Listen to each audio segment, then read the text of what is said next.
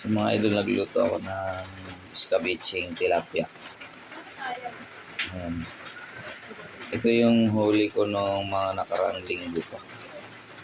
Nailagay ko lang sa freezer para tipid-tipid ba.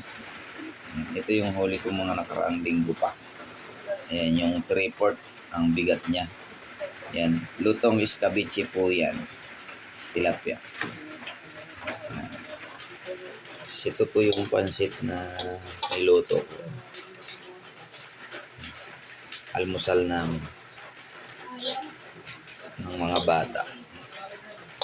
Kaso sinuspense yung klase gawa nung walang tigil ang ulan dito sa amin. Hanggang ngayon, kagabi pa. Ayan mga idol. Yan yung almusal namin. Tapos yung escabeche, yung baon ko mamaya namin ni Mrs. Ay mga lods, kain tayo.